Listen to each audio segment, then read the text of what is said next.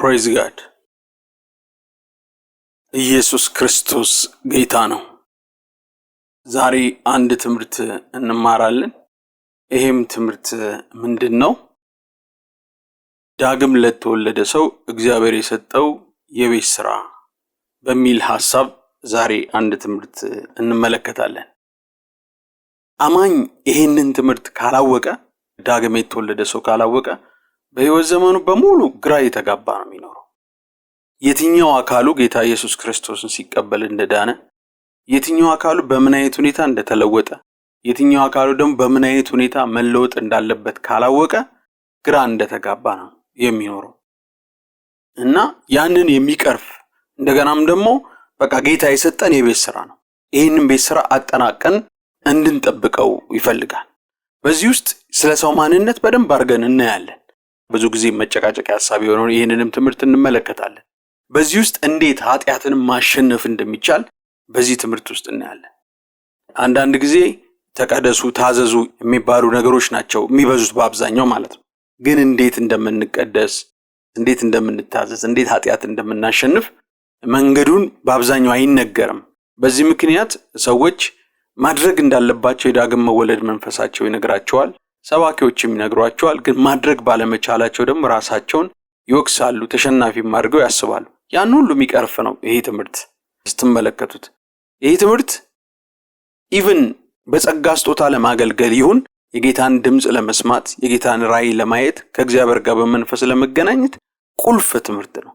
አማኝ በጣም በህይወቱ ሊያውቅ የሚገባ ከደህንነት ቀጥሎ ያለ ትምህርት ይሄ ትምህርት ነው። ቀጥዬ ማስተምራችሁ ትምህርት ይሄ ትምህርት ርዕሱ ምንድን ያለው? ጌታ እግዚአብሔር ዳግም ለተወለደ ሰው የሰጠው የቤት ስራ የሚል ትምህርት ነው። ክብር ለእግዚአብሔር። ኢየሱስ ክርስቶስ ጌታ ነው። ይህንን የቤት ስራ የሚነግረን የመጽሐፍ ቅዱስ ክፍል አንደኛ ተሰሎንቄ ምዕራፍ 5 ላይ ያለው የመጽሐፍ ቅዱስ ክፍል ነው። ይሄ ክፍል ምን ይላል? አንደኛ ተሰሎንቄ ምዕራፍ 5 ቁጥር 23 ላይ የሰላም አምላክ ራሱ ሁለንተናችሁን ይቀድስ፣ መንፈሳችሁም ነፍሳችሁም ስጋችሁም ጌታችን ኢየሱስ ክርስቶስ በመጣ ጊዜ ያለ ነቀፋ ፈጽመው ይጠበቁ። የሚጠራችሁ የታመነ ነው፣ እርሱም ደግሞ ያደርገዋል ይላል። ምንድነው የሚለው? የሰላም አምላክ ራሱ ሁለንተናችሁን ይቀድስ፣ መንፈሳችሁ ነፍሳችሁ ስጋችሁም ጌታችን ኢየሱስ ክርስቶስ በመጣ ጊዜ ያለ ነቀፋ ፈጽመው ይጠበቁ ብሎ ይናገራል። ይሄ ነው ጌታ የሰጠን የቤት ስራ። ጌታ ኢየሱስ ሲገለጥ እነዚህን ነገሮች ማየት ይፈልጋል። በሕይወታችን ሊወስደን ዳግም ሲመጣ ከአማኝ ሕይወት ውስጥ ይህንን ማየት ይፈልጋል። ያለ ነቀፋ ሆኖ ማየት ይፈልጋል። ሁለንተናቸው በአንድ አቋም፣ በአንድ ማንነት፣ በአንድ ባህሪ፣ በቅድስና በመታዘዝ ሁኔታ ውስጥ ሊያያቸው ይፈልጋል ሲመጣ ማለት። እነዚህ ሶስት ነገሮች ያያል። ታዲያ ሲመጣ እንደ አዳም እንዳመካኘው እቺ ያልዳነች ነፍሴ ናት በቃ እንዲህ አይነቱን ስተት ያሳራችኝ ያለችው፣ ወይም ይሄ ያልተለወጠ ስጋዬ ነው ይሄንን ኃጢአት ሲያሰራኝ የኖርኩትኝ ብለን ምክንያት እንድንሰጠው ጌታ አይፈልግም። በቃ የቤት ስራ ሰጥቶናል። የሰጠን ሁለንተናችሁ ቅዱስ ይሁን ማለት ነው። አዳም ኃጢአት በሰራ ጊዜ እግዚአብሔር አዳም ወዴት ነው ያለው ብሎ ጠየቀው። እሱ ምን አለ? ስለፈራው ተሸሽጌያለሁ አለ። የዚህን ጊዜ እግዚአብሔር ምን አለው? አትብላ ያልኩን ፍሬ በላህን አለው። አትብላ ካልኩ ዛፍ በላህን ብሎ ተናገረው። የዚህን ጊዜ አዳም ምንድነው ያለው? ከኔ ጋር እንድትሆን የሰጠኝ ሴት እሷ አሳሳተችኝ አለ። ሴቲቱንም ደግሞ ሲጠይቃት አንተ የፈጠርከው እባብ አሳሳተኝ ብላለች። አመካኙ ምንድነው? ስህተታቸው መልሰው እግዚአብሔር ጋር ሊወስዱት ፈለጉ ማለት ነው። በውስጠ ብሔራ ንግግራቸው እንደሱ ነው ያለው። ሰርተ የሰጠኝ ሴት ያሳሳተችኝ እሷ ናት፣ ለእርዳታ ተፈጥራ ማሳሳትን ያመጣችው እርሷ ናት ብሎ አይነት ምክንያት ነው የሰጠው። ተሳስቻለሁ ይቅር በለኝ ሳይሆን ያለው፣ ተሳስቻለሁ አጥፍቻለሁ ሳይሆን ያለው አንተ ነህ በተዘዋዋሪ እያለ ነው ምክንያት ነው የተናገረው። ሴቲቱም ልክ እንደዛው በእባብ ያመካኘችው። ጌታ ኢየሱስ ክርስቶስ ልክ እንደዚሁ እግዚአብሔር በድንገት አዳምና ሔዋንን ሊጎበኛቸው እንደመጣ ጌታ ኢየሱስ ክርስቶስ ሲመጣ እንዲሁ ደግሞ በድንገት ይመጣል። ሲመጣ ታዲያኔ እቺ ነፍሴ ናት ያልዳነች ነፍሴ ያሳሳተችኝ፣ ይሄ ያልሞተ ስጋዬ ነው ያሳሳተኝ ብለን እንለው አይፈልግም። የሰጠን የቤት ስራ ይሄ ነው። መንፈሳችሁ ነፍሳችሁም ስጋችሁም ጌታችን ኢየሱስ ክርስቶስ በመጣ ጊዜ ያለ ነቀፋ ፈጽመው ይጠበቁ፣ ለዛች ቀን ይጠበቁ። በአንድ አይነት ፍቃድ ቅዱስ በሆነው ፍቃድ ስትመላለሱ ማየት ነው የምፈልገው ነው ያለው። ያው እግዚአብሔርን ስናመልክ በሁለመናችን እንድናመልከው ነው ጌታ የሚፈልገው አይደል? መጽሐፍ ቅዱስ ሲናገር ማርቆስ ምዕራፍ 12 ላይ ምንድነው የሚለው? በፍጹም ልብህ፣ በፍጹም ነፍስህ፣ በፍጹም ሐሳብህ፣ በፍጹም ኃይልህ ጌታ አምላክን ውደድ ነው የሚለው። በሁለመና ነው ጌታ የምናመልከው። በመንፈሳችን አምልከን ስጋንና ነፍሳችንን ብንተዋቸውና በእነሱ ፍቃድ እንደፈለገን የምንመላለስ ከሆነ እግዚአብሔር ደስ የሚሰኝበት ህይወት አይኖረንም። እና እሱ ብቻም ሳይሆን ጌታ ኢየሱስ ክርስቶስ በሚገለጥበት ጊዜ በእነዚህ ነቀፋ ምክንያት ምናልባት አለመወሰድ ሊኖር ይችላል። ከዚህ በፊት ያስተማርኩት ትምህርት አለ፣ ኢየሱስ ሲመጣ የማይወስዳቸው ክርስቲያኖች የሚል፣ እሱን ገብታችሁ ስሙት። እና ምናልባት እንደዚህም አይነት ነገር ሊፈጠር ይችላል። ስለዚህ ሲሪየስ የሆነ እንትን ነው ጌታ እዚህ ጋር የተናገረው፣ ሲሪየስ ነው። በቃ በሁለመናችሁ አምልኩኝ ነው፣ በሁለመናችሁ አምልኩኝ፣ ሶስቱ ማንነታችሁ ተለውጦ ላገኘው ብሎ ነው ይህንን የቤት ስራ የሚሰጠው። ክብር ለእግዚአብሔር ይሁን። ኢየሱስ ክርስቶስ ጌታ ነው። አሜን። አንድ ነገር ግን መገንዘብ አለብን ብላችሁ፣ ሰው ሲፈጠር ከመጀመሪያውንም ሲፈጠር ሶስት በአንድ እንዲሆን አድርጎ ሶስትዮሽ አድርጎ ነው እግዚአብሔር የፈጠረው። መንፈስ፣ ነፍስ፣ ስጋ እንዲኖር አድርጎ ነው የፈጠረው። ሰውም በመልካችን እንደምሳሌያችን እንፍጠር ብሎ ሲናገር በመጀመሪያ መንፈሱን ነው የፈጠረው። ከዛ በኋላ ስጋ ከምድር አፈር አበጅቶ መንፈሱን በአፍንጫ ውስጥ ትንፋስ ውስጥ ሲከት ነፍስ አብራ ተፈጠረች። እሱ ዝርዝር ውስጥ አልገባም። ግን ሰው ባጭሩ ይሄን ውሰዱልኝ። ሰው ሶስትዮሽ መንፈስ፣ ነፍስ፣ ስጋ። ዳግም የተወለደም ሰው ዳግም ያልተወለደም ሰው እግዚአብሔር እንዲያርገው ነው የፈጠረው። ለምን ሶስት አድርጎ ፈጠረው? በመንፈሱ መንፈስ ከሆነው ዓለምና ከእግዚአብሔር ጋር እንዲገናኝ፣ በነፍሱ ከእውቀቱ ዓለም ጋር እንዲገናኝ፣ በስጋው በዚህ አካላዊ ከሆነ ከስጋው ዓለም ጋር እንዲገናኝ አድርጎ ነው የፈጠረው። ዳግም የተወለደም ያልተወለደም። የሚያሳዝነው ግን ዳግም ያልተወለደ ሰው ምንም ሶስትዮሽ የሆነ ማንነት ቢኖረውም በኃጢአት ምክንያት ዳግም ያልተወለደ ሰው ሙት ሆኖ ከእግዚአብሔር ተለይቷል። ዳግም ያልተወለደ ሰው ቢሞት ቀጥታ ወደ ሲኦል ነው የሚወርደው፣ ወደ እግዚአብሔር ገነት አይሄድም። ወይም ጌታ ኢየሱስ ክርስቶስ ሲመጣ ለንጥቀት የተገባ አይሆንም። ዳግም ያልተወለደ ሰው ዳግም ሳንወለድ እኛም እንዲህ ነበርን። እግዚአብሔር ምሕረት አድርጎ በክርስቶስ ኢየሱስ እንድናምን ረድቶን ወደዚህ አምጥቶን ነው የዘላለም ሕይወት ያገኘ ነው። እና ዳግም ያልተወለደ ሰው በኃጢአት ምክንያት ሁለመናው ሙት ነው፣ መንፈሱም ነፍሱም ስጋው። በአዳም ኃጢአት መስራት ምክንያት ከዘር ሲወርድ ሲዋረድ በመጣ ኃጢአት ምክንያት ኃጢአተኛ ነው ዳግም ያልተወለደ ሰው። ልክ ዳዊት እንዳለው ማለት ነው፣ መዝሙረ ዳዊት ምዕራፍ 50 ላይ እንዳለው ማለት ነው፣ በአመፅ ተጸነስኩ በኃጢአት ተወለድኩ እንዳለው ማለት ነው። ሮሜ ላይም እንደሚናገረው በአንዱ አዳም ኃጢአት መስራት ምክንያት በሰው ሁሉ ላይ ምን ሆነ ይላል? ሞት ሆነ ብሎ እንደሚናገረው ማለት ነው። አዳም ከሰራው ኃጢአት ምክንያት ከሄሪዲተሪ በዘር ከሚተላለፍ ኃጢአት ምክንያት ሰው ዳግም ያልተወለደ ሰው ኃጢአተኛ ነው። ለዚህ ነው መጽሐፍ ቅዱስ ሁሉ ኃጢአትን ሰርተዋል የእግዚአብሔርም ክብር ጎሏቸዋል ብሎ የሚናገረው፣ ዳግም ስላልተወለዱ ሰዎች ሲናገር ማለት ነው። እንደገናም ከሕግ እርግማን የተነሳም ሙት ነው። ሕግ ሲመጣ ኃጢአት በዝቷል፣ የበለጠ ኃጢአተኛ ሆኗል ዳግም ያልተወለደ ሰው። እሱ ብቻ ሳይሆን ጌታ ኢየሱስ ክርስቶስን እስከሚቀበልበት ጊዜ ድረስ ያ ሰዓት እስከሚመጣ ድረስ በነፍስ ወከፍ በግሉ ከሚያደርገው ኃጢአት የተነሳ ኃጢአተኛና ሙት ነው። ከእግዚአብሔር ጋር የተጣላ የእግዚአብሔር ጠላት ነው ዳግም ያልተወለደ ሰው። እና ይሄ ሰው ሁለመናው በኃጢአት የረከሰና የኃጢአት ዝንባሌ ያለው ኃጢአትን የማድረግ ነገር ያለው ነው። በኃጢአት የሚደሰትም ማንነት ነበረው። ምናልባት ማንነት ውስጥ እግዚአብሔር ህሊና የሚባል ነገር ስላስቀመጠ ህሊናው ፍጹም እስከሚደነዝዝ ድረስ አንዳንዴ መልካም ነገር ከህሊናው የተነሳ ህሊናው እየወቀሰውና እየመራው አንዳንዴ መልካም የማድረግ ነገር ይታይበታል ዳግም ያልተወለደ ሰው።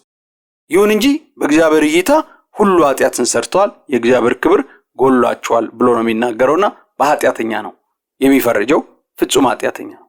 ታዲያ ይኸውላችሁ እንዲህ አይነት ዳግም ያልተወለደ ሰው ለምሳሌኛ ዳግም ሳንወለድ የነበረን ህይወትና አሁን ካለን ህይወት ጋር ስናወዳድረው ዳግም ያልተወለደ ሰው ቀድሞ ምን አይነት ባህሪ ነው ያለው? በኃጢአት የሚደሰት ማንነት ነበረው። መጽሐፍ ቅዱስ እንደዚህ ብሎ ይናገራል።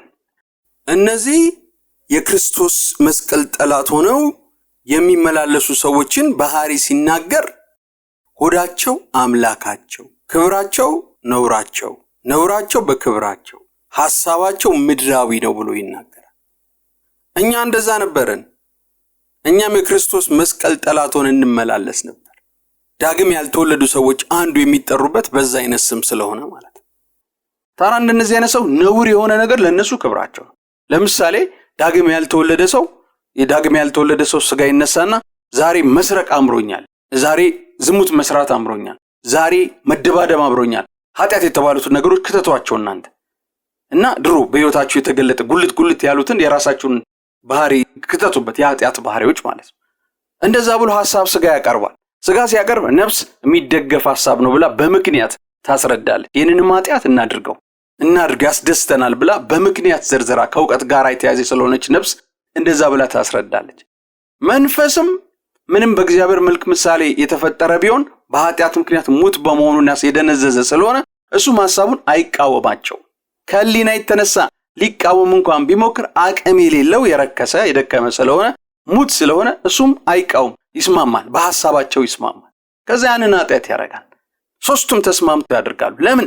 ነውራቸው በክብራቸው ስለሆነ፣ ሐሳባቸው ምድራዊና ኃጢአት ስለሆነ ሁሌ ይህንን ነገር ያደርጋል። ካረጉትስ በኋላ ወይ ከሰረቁ ወይ ከዘሞቱ ወይ ከሰከሩ ወይ ደግሞ ሰው ደብድበው በመጉዳት በማሸነፋቸው ይረካሉ፣ አይወቀሱ። ያው ድሮኛ እንደዛ ነበርና እነዚህ ነገሮች በማድረግ ራሳችንን እንደ ስማርት፣ እንደ ተወዳጅ፣ እንደ ብልጥ አርገን ነው የምናየው። እነዚህ ነገሮች ካደረግን በኋላ ምንም አይወቅሰንም። በጣም ነው እንጆ የምናረጋው። ተሰብስበን እንዴት እንደጠጣን የመጠጡ አይነት የዝሙት አይነት በመርካት ነው የምናወራው። ለምን? ነውር የሆነው ነገር ክብራችን ስለሆነ። ቀድሞ ዳግም ያልተወለደ ሰው ባህሪ ነው። ዛሬም ድረስ እንደዛ ነው።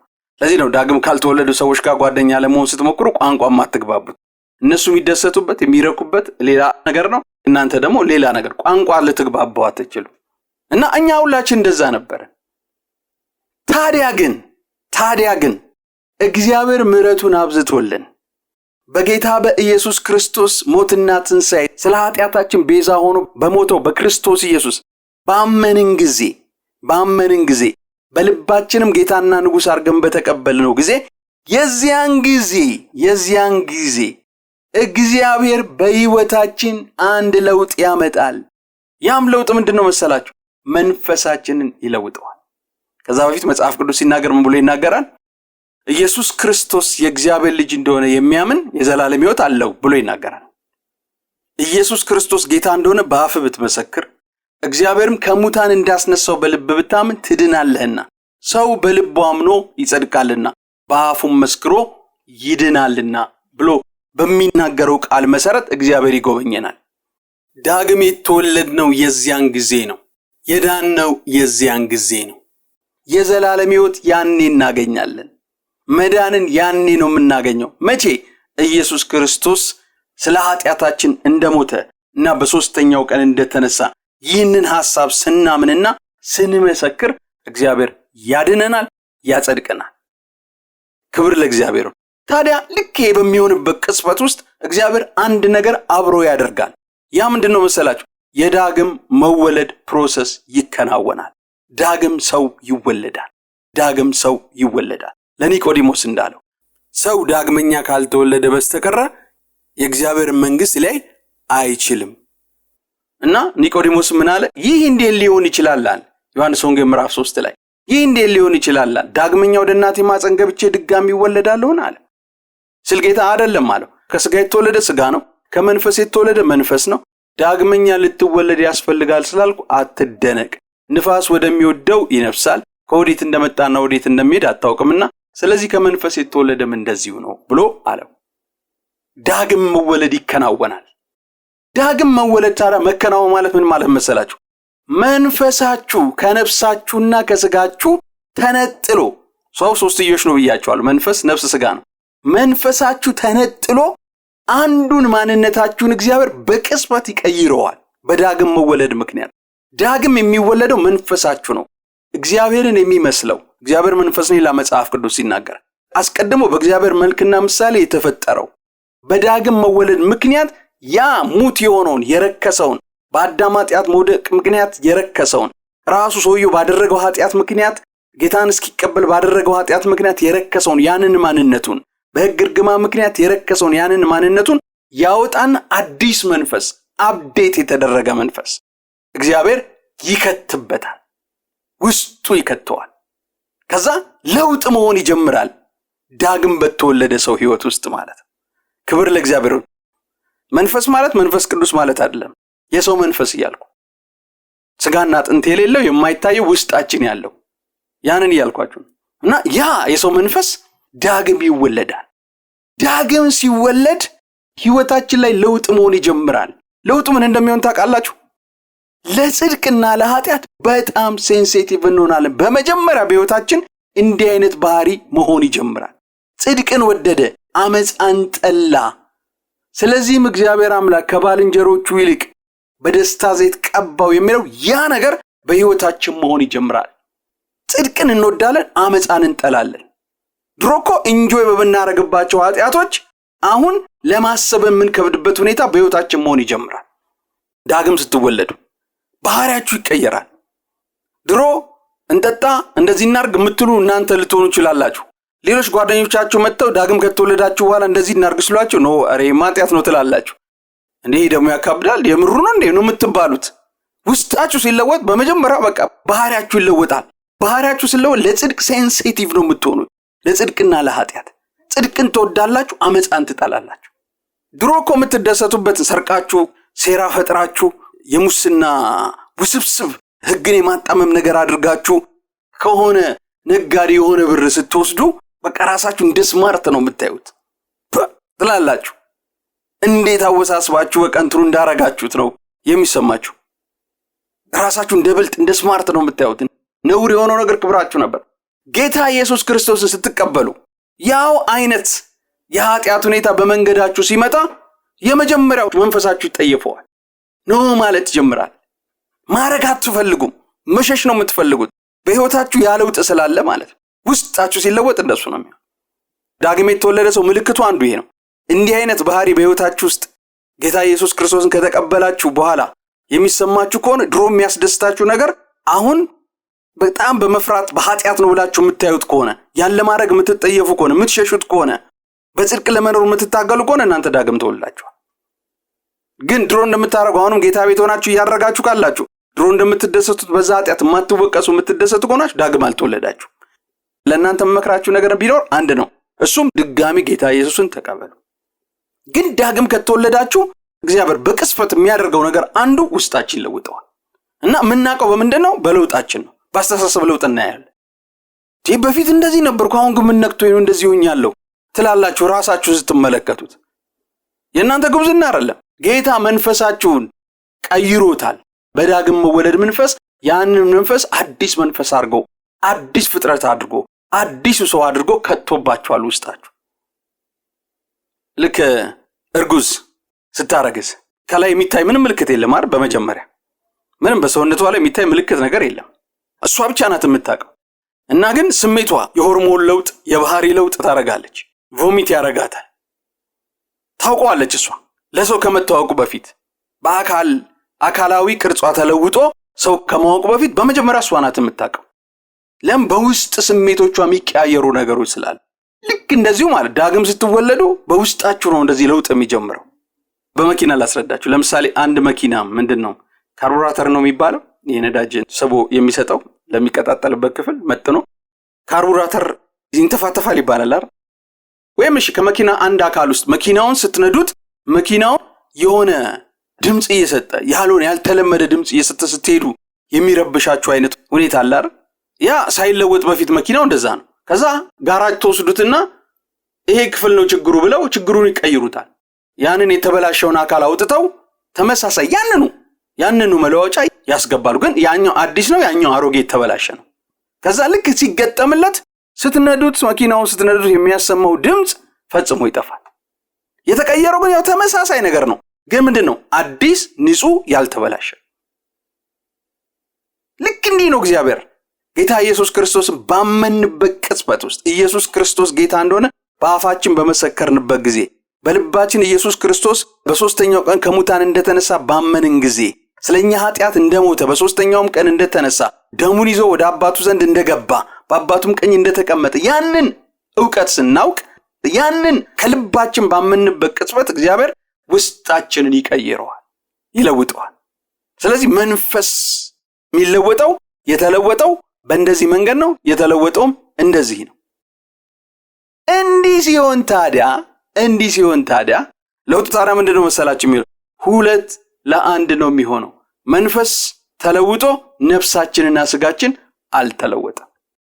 አይወላችሁ አትርሱ። ሰው 3ትዮሽ ነው፣ መንፈስ፣ ነፍስ፣ ስጋ ነው።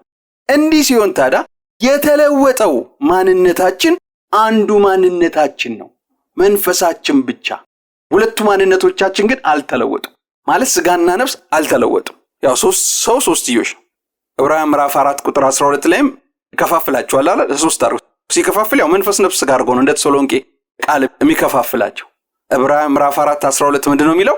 የእግዚአብሔር ቃል ያውና የሚሰራ 2 አፍ ካለው ሰይፍ ይልቅ እጅግ ምን ያደረገ ነው ይላል? የተሳለ ነው፣ ነፍስን መንፈስንም ጅማትንም ቅልጥምንም እስከሚለያይ ድረስ ይወጋል፣ የልብንም ስሜትና ሐሳብ ይመረምራል ብሎ ይናገራል። ነፍስ ይላል፣ መንፈስ ይላል፣ ጅማትና ቅልጥም ያው ስጋ ናቸው። በአንድ ስንጠቀልላቸው ነፍስ፣ መንፈስ፣ ስጋ ብሎ ይለያያቸዋል። መንፈሱ ብቻ ነው የሚድነው። ስጋና ነፍስ አልዳኑም። የሚድኑበት እነሱ የተለየ መንገድ አላቸው፣ የተለየም ደግሞ ፕሮሰስ አላቸው እና አልተለወጡም። ልክ በዓለም እንዳሉ ማንነታቸው ናቸው። ለዚህ ነው መጽሐፍ ቅዱስ ነፍሳችሁን ማዳን የሚችለውን በውስጣችሁ የተተከለውን ቃል ምን አድርጉ የሚለው? በየዋህነት ተቀበሉ ብሎ የሚናገረው። ነፍስ እንዳልዳነች ይናገራል። የምትድንበት ሂደት ስላለ ነው። አንዳንዴ መጽሐፍ ቅዱስን ስታነቡ ይሄ ትምህርት ሲገባችሁ ግራ አትጋቡ። ፊልጵስዩስ ምዕራፍ 2 ላይ ሲናገር ምንድነው የሚለው?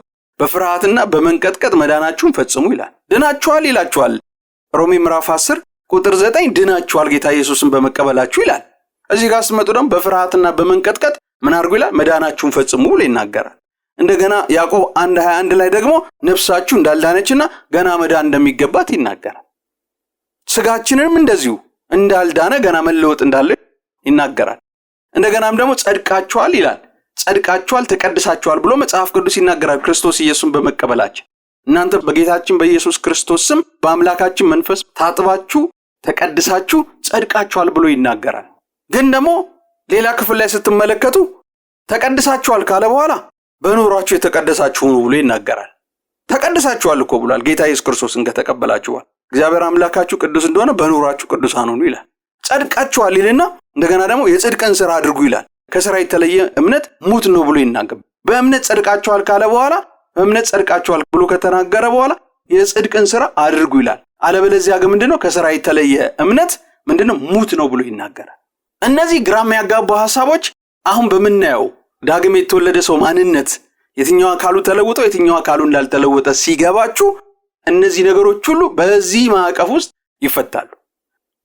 ክብር ለእግዚአብሔር ይሁን። ግን አንድ የምስራች እነግራችኋለሁ። መጽሐፍ ቅዱስ ሲናገር በመጀመሪያ ያነበብነው ቃል ላይ አንደኛ ተሰሎንቄ ምዕራፍ 5 ምንድነው የሚለው? የሰላም አምላክ ራሱ ሁለንተናችሁን ይቀድስ ይላል።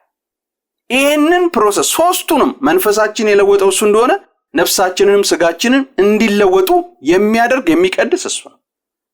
ግን ከኛ የሚጠበቀው ምንድነው? የተለወጠ ማንነታችን የትኛው ያልተለወጠ ማንነታችን የትኛው እንደሆነ አንደርስታንድ እንድናደርግ ይፈልግና ለለውጥ አብረነው እንድንሰራ ይፈልጋል። ይኸውላችሁ መንፈሳችን እንዲለወጥና ዳግም እንዲወለድ ከኛ የተጠበቀ ነገር አለ፣ ከጌታ የተደረገ ነገር አለ። ከኛ የተጠበቀብን ያደረግነው ነገር ምንድነው? ጌታ ኢየሱስ ክርስቶስን ማመንና መቀበል። ከዛ ውስጥ ገብቶ አሮጌውን አውጥቶ አዲሱን ሰው መቀየር የጌታ ሥራ ነው። ያንንም ሥራ አብረን የሰራ ነው። እኛ ጌታን መቀበል ብቻ ነው ከኛ የተጠበቀው። ነፍስና ስጋም እንዲለወጡ አብረን ነው የምንሰራው ከጌታ ጋር ፍጹም ቅዱሳን ሆነው አንድ እንዲሆኑ አብረን ነው የምንሰራው።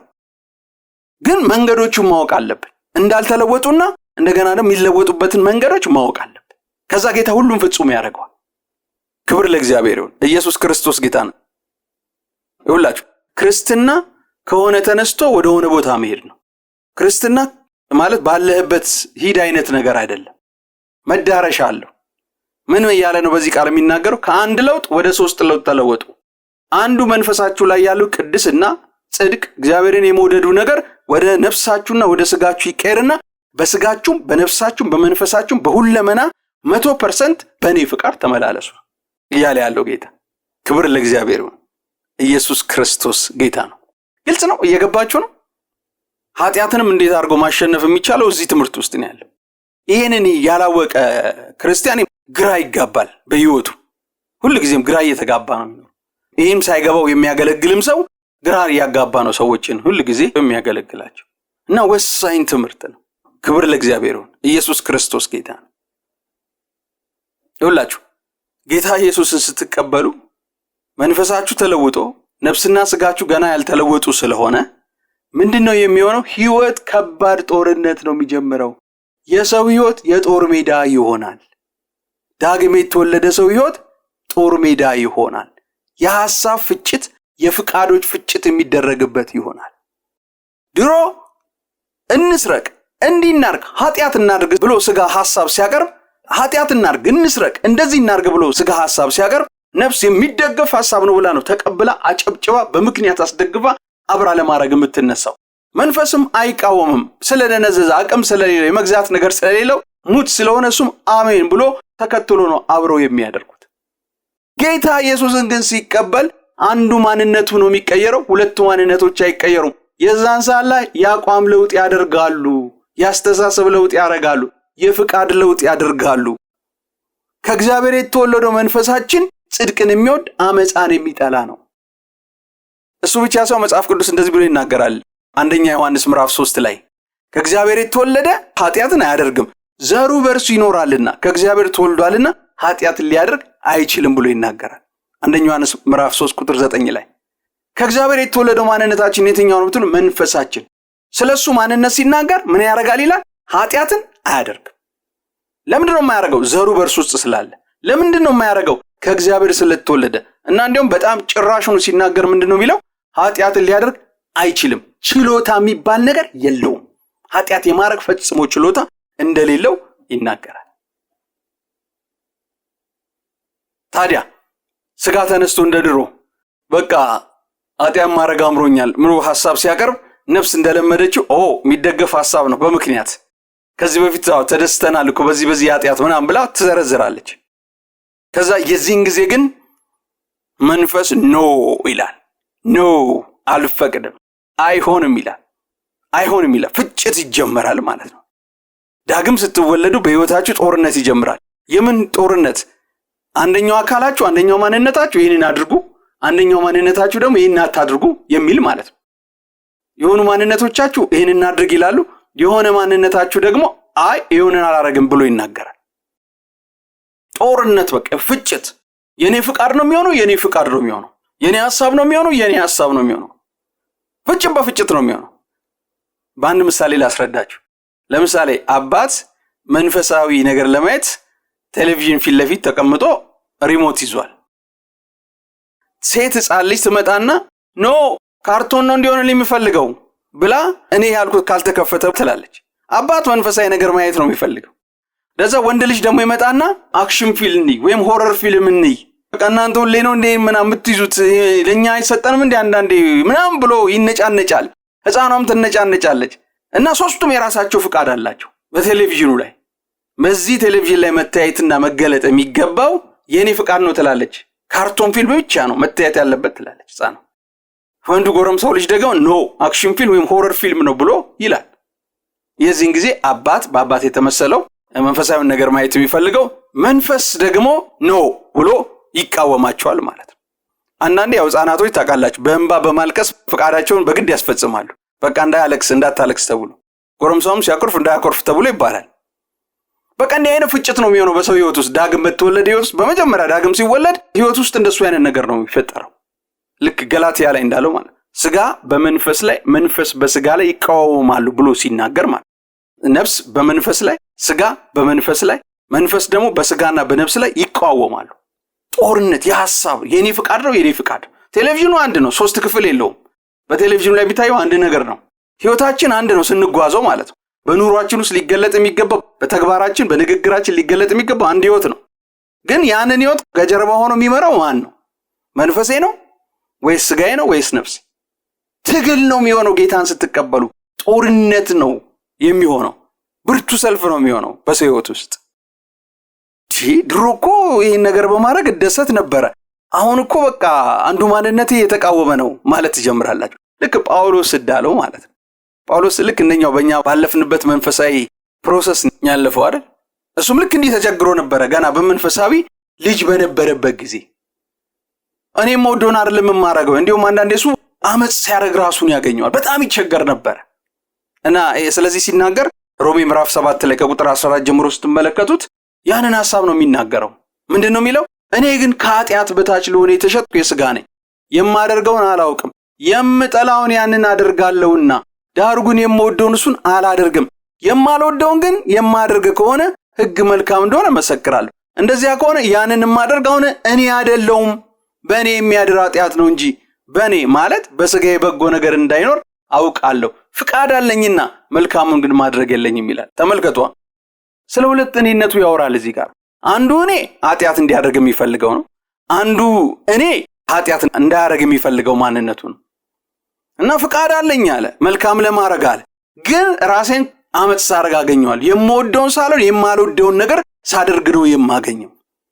እና ይሄ ምንድነው? ለምንድነው ዳግም ተወልጄ የለም ወይ? ለምንድነው እንደዚህ የሚሆነው ህይወቴ? እኔ የምፈልገው በጽድቅ መሄድ፣ በቅድስና መሄድ፣ እግዚአብሔርን ደስ ማሰኘት ነው የምፈልገው።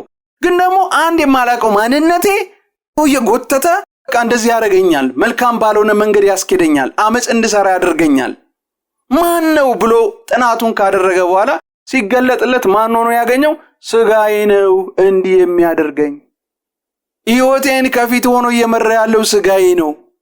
እኔ ግን ከኃጢአት በታች ለሆነ የተሸጥኩ የሥጋ ነኝ። ሥጋ ነው ሕይወቱን እየመራ ያለው። መሪ መሆን የሚገባው መንፈስ ነበረ ዳግም የተወለደው። በዚህ ምክንያት በቃ ሕይወቴ እንደዚህ ነው የሆነው እያለ ነው የሚናገረው።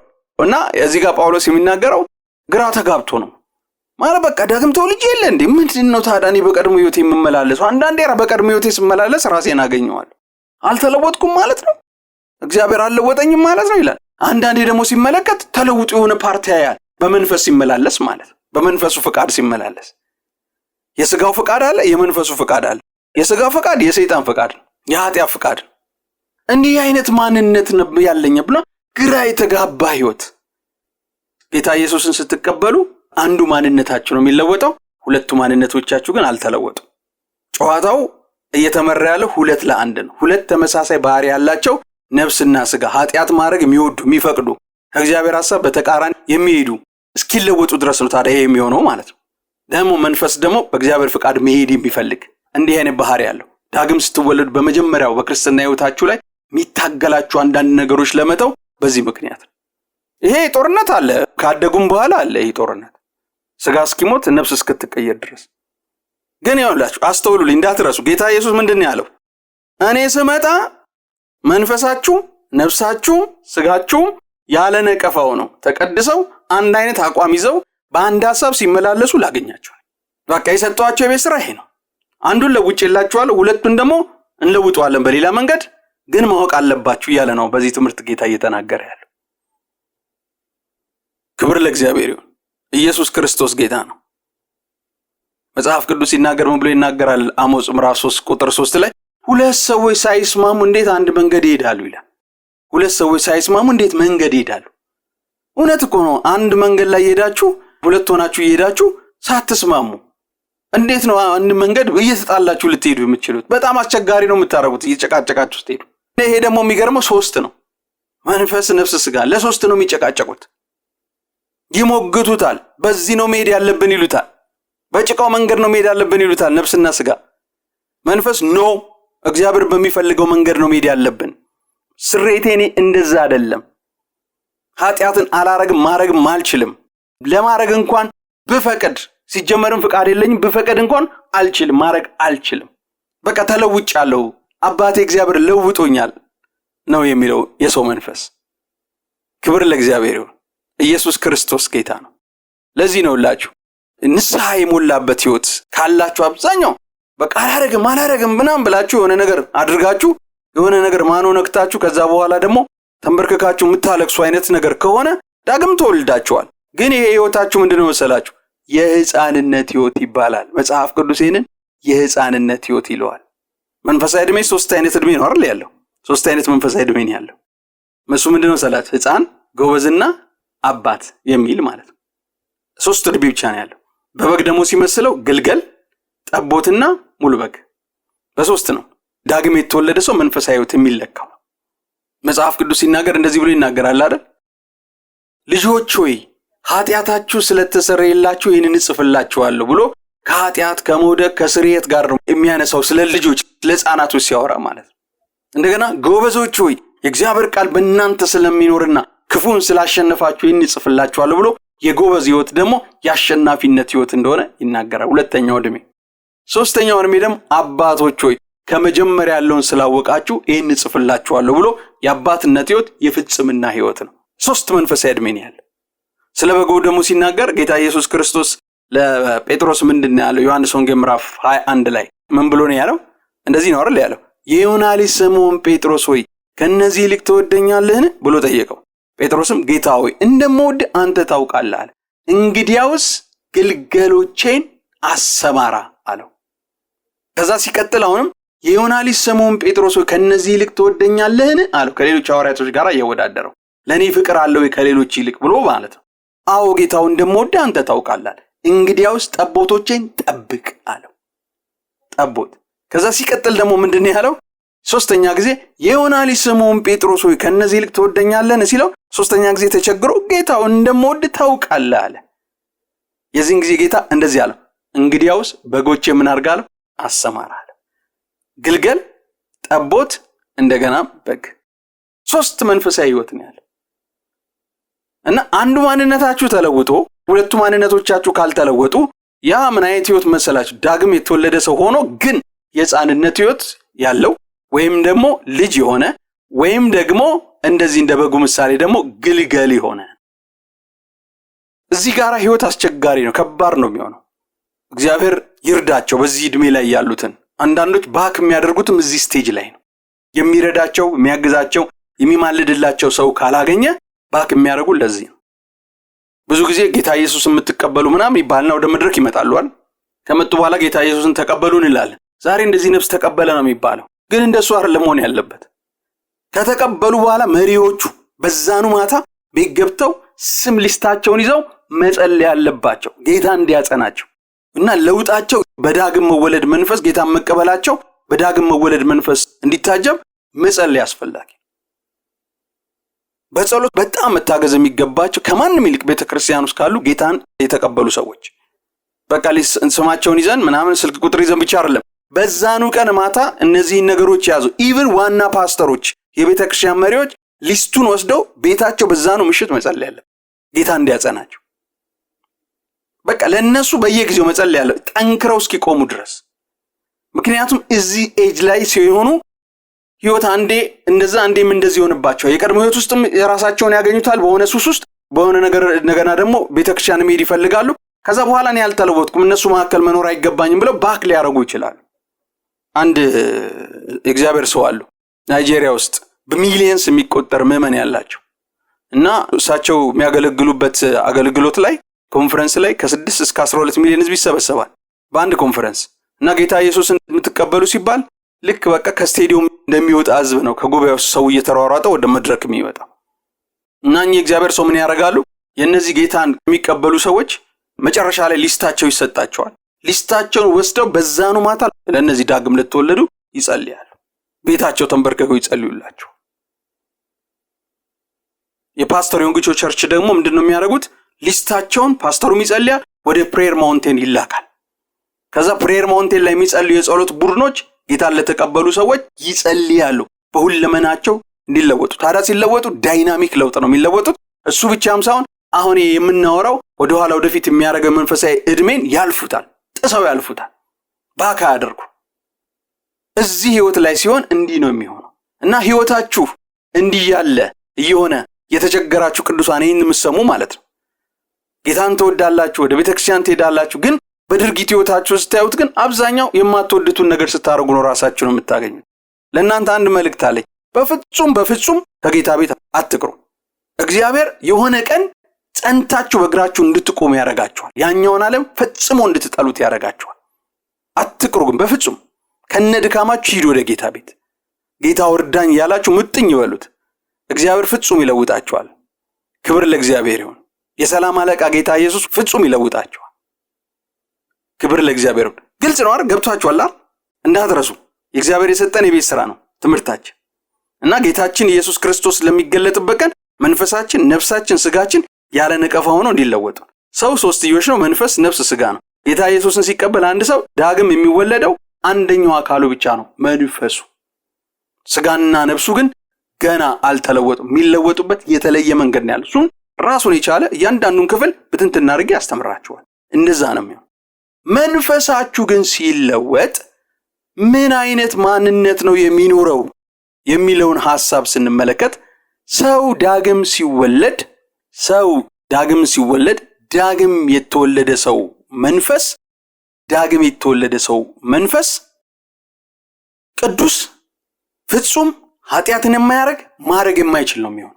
ጽድቅን የሚወድ አመፃን የሚጠላ፣ በእግዚአብሔር ፈቃድ መሄድ፣ በእግዚአብሔር ፈቃድ መኖር የሚፈልግ የሚወድ፣ ያንንም ለማድረግ የሚታገል 100% ከእግዚአብሔር ፈቃድና ሐሳብ ጋር ደስ የሚለው፣ ክፉን ነገር የሚጠየፍ፣ ከአመፃ ጋር የማይተባበር፣ ጽድቅና ቅድስናን ብቻ የሚወድ እንዲህ ማንነት ነው ያለው እና ኃጢአትን ማድረግ ፍላጎት ፈጽሞ ስሪት ውስጥ ማንነት ውስጥ የሌለ እንደው ቢኖር እንኳን ማለት ነው ማድረግ ችሎታ የሌለው ነው መንፈሳችን።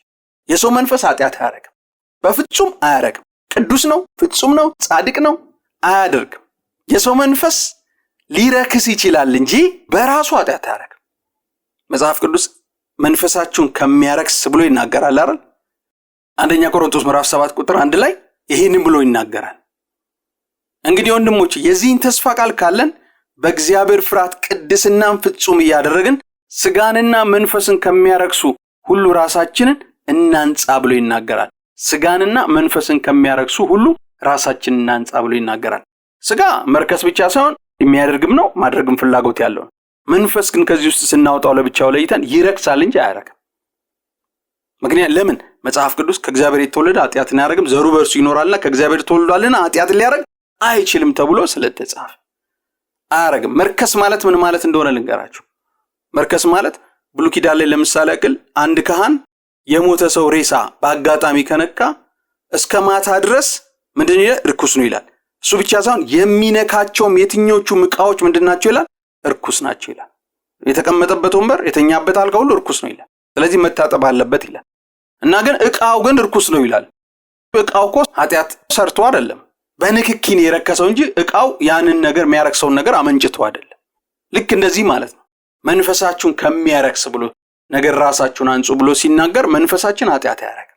ዳግም የተወለደ ሰው መንፈስ እንደዚህ በእግዚአብሔር ፍቃድ 100% የሚሄድ፣ ጽድቅን የሚወድ፣ አመፃን የሚጠላ እንዲህ አይነት ማንነት ነው ያለው የሰው መንፈስ። ዳግም የተወለደ ሰው መንፈስ ሌላው የተሰጠው ነገር ምንድነው? የእግዚአብሔር መንፈስ ቅዱስ፣ የመንፈስ ቅዱስ ማደሪያ፣ ቅዱሰ ቅዱሳን ቤተ መቅደስ። እሱ ቅዱስ መንፈስ የሆነው መንፈስ ቅዱስ የሚያድረው በመንፈሳችን ውስጥ ነው።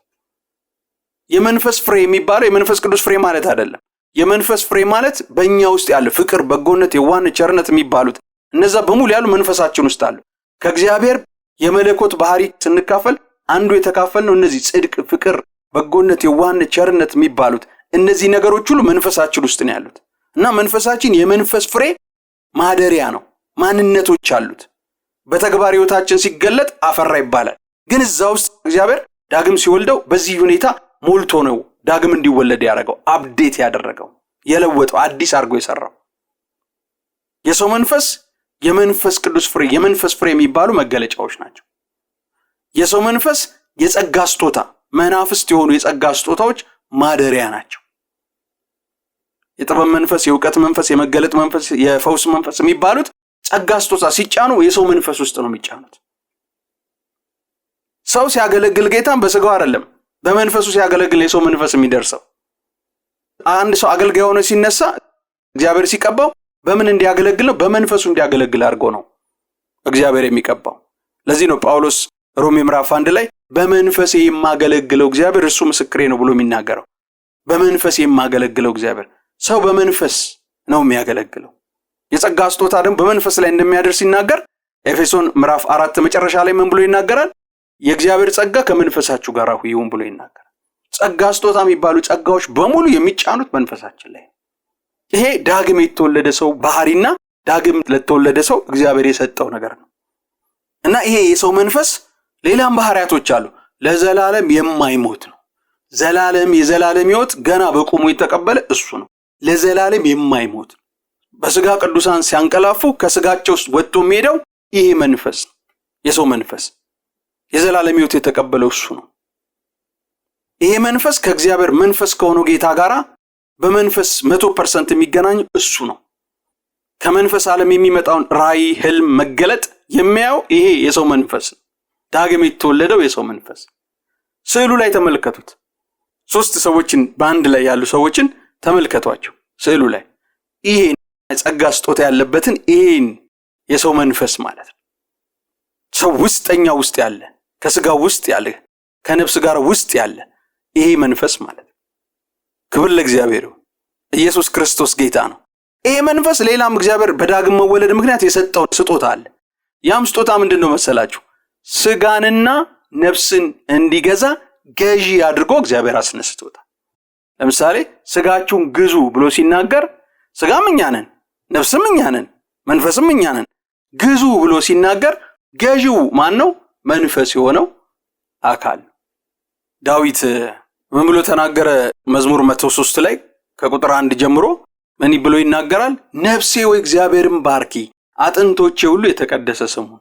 ነፍሴ ወይ እግዚአብሔርን ባርኪ፣ ምስጋናውን ሁሉ አትርሺ፣ ኃጢአትሽን ሁሉ ይቅር የሚል ደዌሽንም ሁሉ የሚፈውስ ብሎ ይናገራልና ነፍሱን ነው የሚሰብከው፣ እንደገና አጥንቱን ነው የሚሰብከው። ማን ሆኖ ነው ግን እሱ ያንን ነገር የሚሰብከው ብትሉ አንዱ ማንነቱ መንፈስ የሆነው ማንነቱ ነው። መንፈሱ ነፍሱንና ስጋውን ሲሰብክ ነው ነፍሴ ወይ እግዚአብሔርን ባርኪ፣ አጥንቶቼ ሁሉ የተቀደሰ ስሙን ብሎ የሚናገር። እሱ ማን ሆኖ ነው ነፍስንና ስጋን የሚሰብካቸው ብትሉ የተሻለው የሰው መንፈስ። የአዲስ ኪዳን ምሳሌ ነው። ዳግም የተወለደና ይሰብካቸዋል። ነፍስንና ስጋን አስቸግረውት ነው እግዚአብሔርን አብረን አናመሰግንም አሉ። የተቃረነ ሐሳብ ስላላቸው ነው። ነፍሴ ወይ እግዚአብሔርን ባርኪ፣ አጥንቶቼም ሁሉ የተቀደሰ ስሙን ያለ። ብዙ ጊዜ ረብሹት ነበር። መዝሙር 42 ላይ ያኑ ይናገራል። ነፍሴ ወይ ለምን ታዝኛለሽ? ለምን ታውቂኛለሽ? የፊቴ መድኃኒት አምላኬን አመስግኝ። የፊቴ መድኃኒት አምላኬን አመሰግነው ዘንድ በእግዚአብሔር ታመኝ። እና ማመስገንም እምቢ ትላለች፣ ተቃራኒ ሆና ማለት እግዚአብሔርን መታመን እምቢ ትላለች። ነፍስ። ስለዚህ ሲሰብካት ትሰማላችሁ። ምን ብሎ? ነፍሴ ለምን ታዝኛለሽ? አታውቂኝ፣ እያወቅሽኝ ነው። እግዚአብሔርን አመስግኝ፣ በእግዚአብሔር ታመኝ ይላል። እሱ አልታመንም፣ አላመሰግንም፣ አውካለሁ፣ የኔ ፍቃድ ካልሆነ እያለች ትለዋለች። እሱ ማን ሆነ ነው ብትሉ መንፈስ የሆነው ማንነቱ ማለት መንፈስ የሆንኩት እኔ፣ ስጋ የሆንኩት እኔ፣ ነፍስ የሆንኩት እኔ ማለት ነው። ክብር ለእግዚአብሔር ይሁን። ይሄኛው አገላለጥ በደንብ የሚያብራራው ይመስለኛል። ገዢው እኔ፣ ተማሪው እኔ፣ ተገዢው እኔ። ተገዢው እኔ ስጋ ነው፣ ተማሪው እኔ ነፍሴ ነው፣ ገዢው ደግሞ እኔ መንፈስ ነው። ስለዚህ አንዱ ደግሞ ዳግም ለተወለደ ለሰው መንፈስ የተሰጠው ስጦታ ምንድነው? የገዢነት ስጦታ ነው የተሰጠው። ማንን እንዲገዛ? ነፍስንና ስጋን እንዲገዛ ይሄ የገዢነት መንፈስ ተሰጥቶታል። ስጋንና ነፍስን ሰይጣንንም ጨምሮ እንዲገዛ ስልጣን ተሰጥቶታል። ለዚህ ነው ነፍሱንና ስጋውን ሲሰብክ የምንመለከተው በመዝሙረ ዳዊት ላይ። ለአዲስ ኪዳን አማኝ የተነገረ ትንቢት ነው። በመንፈስ የተነገረ ትንቢት ነው። ያው ዳዊት ነቢይ ስለሆነ ማለት ነው። መንፈሳችን በእውቀቱ ራሱ ሊቅ ነው፣ ጥልቅ አዋቂ ነው፣ የእግዚአብሔርን ነገር የሚረዳ ነው። መጽሐፍ ቅዱስ እናንተ ከቅዱሱ ቅባት ተቀብላችኋል፣ ሁሉን ታውቃላችሁ፣ ማንም ሊያስተምራችሁ አይገባም የሚለው ትርጉም የሚኖረው ለመንፈሳችን ስንሰጠው ነው። መንፈሳችን የእግዚአብሔር የመለኮት ባህሪ ተካፋይ ስለሆነ እግዚአብሔርን የመረዳት ዕውቀትን የመረዳት ነገር አለው። ቅባቱ ከሆነው ከመንፈስ ቅዱስ ጋራ የተዋሃደ ስለሆነ ጥልቅ ዕውቀት፣ ሰፊ ዕውቀት፣ ሁሉን የማወቅ ዕውቀት እንደተፈቀደለት ማወቅ የሚችል ነው።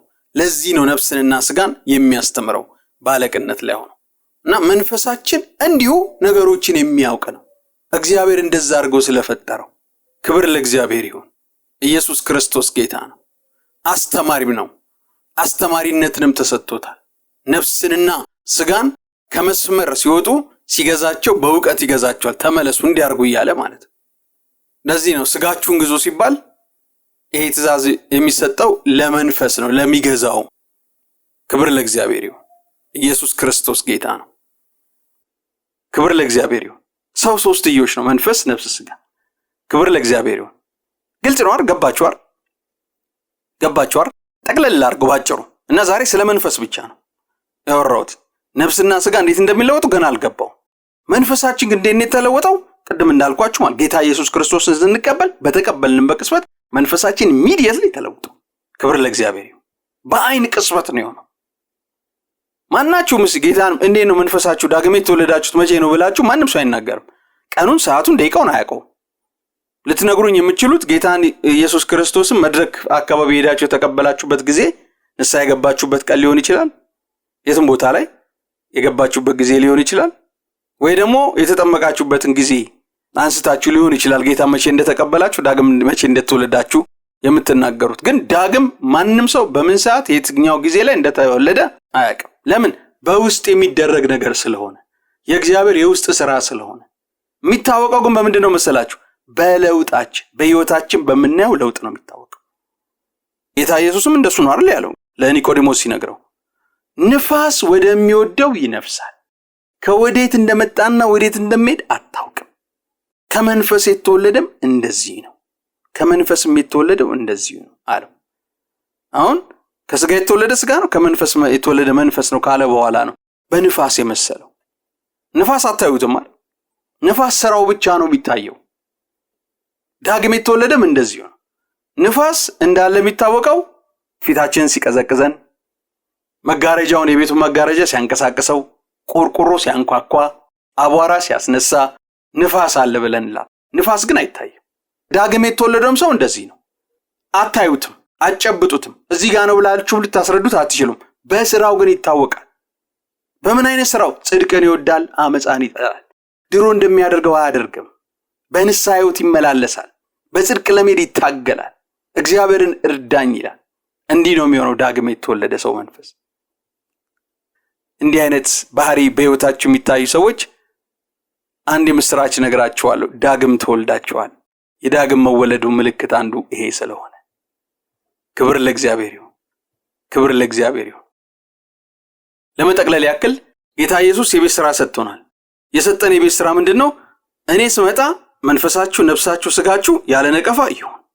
ለምን? ሰው መንፈስ፣ ነፍስ፣ ስጋ ስለሆነ።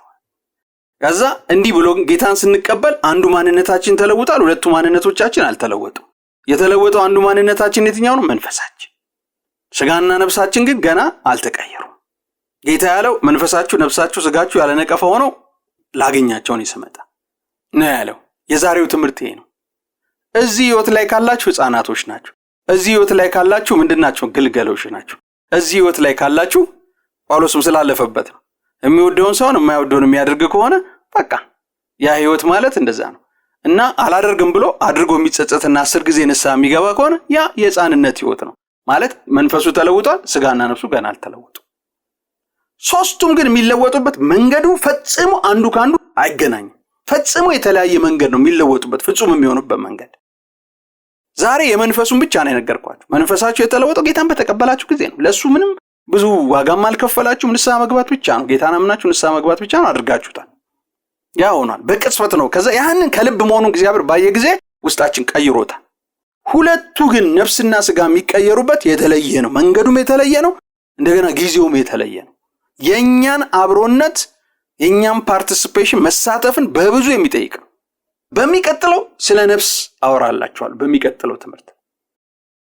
ክብር ለእግዚአብሔር ይሁን። ኢየሱስ ክርስቶስ ጌታ ነው። ይህንን ትምህርት በደንብ እንዲገባችሁ ደግማችሁ ብትሰሙት ደስ ይለኛል። ደግማችሁ ስሙት። በጣም መሰረታዊ ትምህርት ስለሆነ ይሄን ብቻ ሳይሆን ቀጥዬ ፓርት 1 ፓርት 2 እስከ 3 ድረስ ነው ማስተምረው። በደንብ ስሙት። በደንብ ማስተዋሻ እየጻፋችሁ ስሙት፣ አንብቡት፣ አጥኑት፣ አሰላስሉት፣ ተወያዩ። ከበሰሉ ሰዎች ጋር ከጓደኞቻ ጋር ተወያዩበትና ውስጣችሁ ይግባ።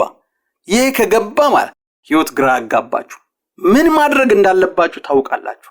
እንደ ጳውሎስ እኔ ማደርገውን አላውቅም በቃ እኔ ግራ የገባኝ ሰው ነኝ አትሉ። ካልሆነ ግን ካላወቃችሁ ምንድነው የኔ ህይወት ነው የምትሉት? ሁሌ በጥያቄ እንዴ አልተለወጥኩም ትላላችሁ። የሆነ ቀን ደግሞ እንዴ ተለውጫለሁ ደግሞ ትላላችሁ። ይሄ እንዳትሉ ያደርጋችኋል። ክብር ለእግዚአብሔር ይሁን። ለዛሬው እዚህ ላይ እናብቃ። አንድ ጸሎት ጸልያለሁ። እግዚአብሔር መንፈስ ቅዱስ ጌታ መንፈስ ቅዱስ እኔ እንደዚህ አስረድቻለሁ፣ አንተ ግን ለእያንዳንዱ እንደሚገባው አድርገህ በራሳቸው ስዕልና በሚገባቸው መልኩ ውዱ መንፈስ ቅዱስ የበለጠ እንድታስተምራቸው ለምንሃል። አእምሮአቸው ይከፈት፣ ነገሩ ፍንትውትው ብሎ ይግባቸው። ጌታ ሆይ ክርስቶስን በቅድስና እየተመላለሱ በቅድስና እየኖሩ ክርስቶስን መጠበቅ የሚጠበቅባቸው ህይወት እንደሆነ የሚጠበቅብን ህይወት እንደሆነ አስረጸ መንፈስ ቅዱስ እንድታስረዳቸው ነው ይጸልያል። ስለ ሁሉም ነገር አመሰግናለሁ። በጌታ በኢየሱስ ክርስቶስ ስም ጸልይኩ። እግዚአብሔር ይባርካችሁ። የዛሬውን ትምህርት እዚህ ላይ አብቅተናል። እንደተለመደው ኮሜንት፣ ላይክ፣ ሼር ማድረጋችሁን አትርሱ። እግዚአብሔር ይባርካችሁ። ኢየሱስ ክርስቶስ ጌታ ነው።